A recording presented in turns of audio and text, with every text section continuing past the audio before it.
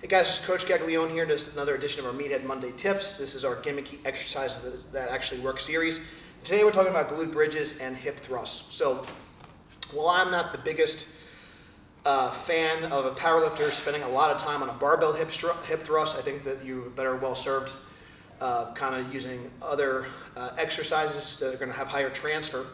I do think that a lot of powerlifters kind of poo-poo this exercise too much. I recently, over the last couple of months, I visited the Glute Lab in San Diego with Brett Contreras, and if you really want to learn about this stuff, he's really the guy to learn from. So I just want to go over some different technique points on how we can make this a little effective. But I do think that stronger glutes are going to really aid in hip extension. And if you're not a powerlifter, if you're an athlete, I think these are even more important. But stronger glutes is always going to help. It's going to help your squat, it's going to help your bench, it's going to help your deadlift. So I think it's an exercise that for a powerlifter, you're probably going to get more benefit in like a higher rep range, somewhere like in the 6 to 10 and even upwards of like 15, even up to upwards of 20 reps to really kind of get those glutes firing. A lot of times with powerlifters, we really use our lower backs way too much. So something like a glute bridge is a really lower back friendly exercise to kind of work the posterior chain. And we're going to go through different variations. So glute bridge just really means on the floor, and then a hip thrust, anything with the back elevated. So I could be, don't quote me on this, but I believe that Brett likes about a 12-inch height. So you can see like something like in between these kind of benches would be a good thing. So we'll kind of show what those look like, and we're also going to show you the difference between a bent leg version and also a straight leg version of the bridge. So we're going to show the different progressions. So first progression is just obviously on the floor, which is very simple. So there's a couple different things. You do want to engage your lats, so I could drive my elbows into the floor, or I can have my palms up.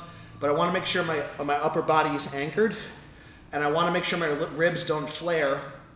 I could actually tuck my chin a little bit, and I actually want a little bit of a posterior tilt in my pelvis, and that's going to prevent my lower back from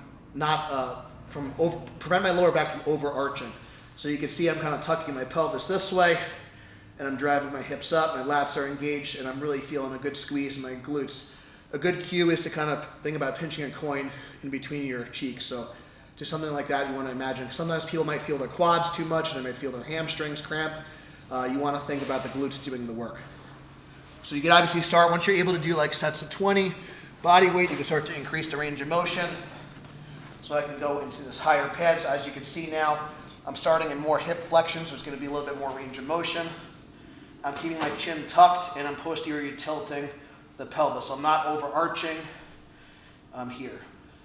And obviously all these exercises I could do, single leg, I can start to add weight, I could put a dumbbell on my lap, I could use a barbell. I really like to do these with a hip circle, which we'll do another video on hip circles at some point. So, but yeah, the hip circle is going to get a little bit more of an external rotation component and abduction component as well. So I could start to do chin tucked, posterior tilt, down slow.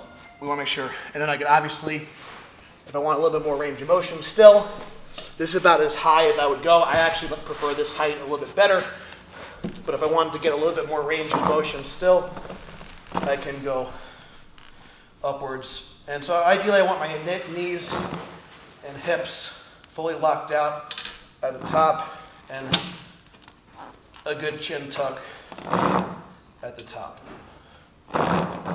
So those are the bent leg versions. I also like straight leg versions as well. This is going to mimic more of like a deadlift pattern. I can start again with the lower height. If I inch up a little bit, this would make it easier. All the same cues apply.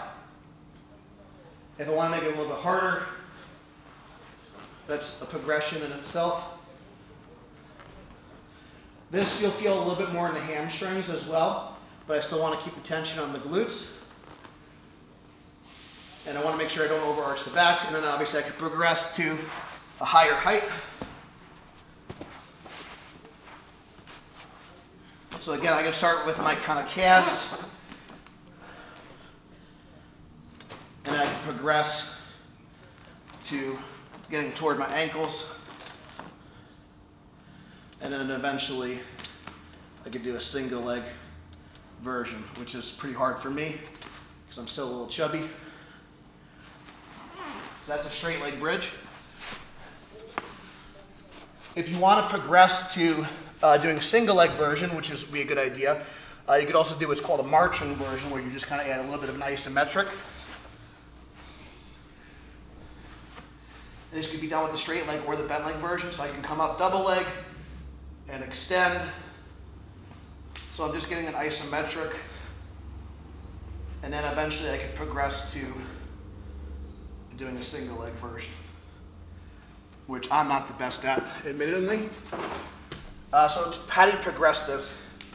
I really like, if you have access to a power rack, to set up bands. We don't have that luxury anymore because we don't have the monoliths, and but if you do have an Elite FTS power rack or a power rack with band pegs, I really like to do high reps with that. If you're a beginner and you don't need a lot of weight, this is another variation that you could do for higher reps. You could put the band, I learned this from Kelly Hart Davis. So we're going to put the band around our hip joint here. This is going to provide some resistance at the top. I can also add a hip circle on top of this as well. And when it's done, slide it off. So if you want to get the peach gains, do some glute bridges, do some hip thrusts.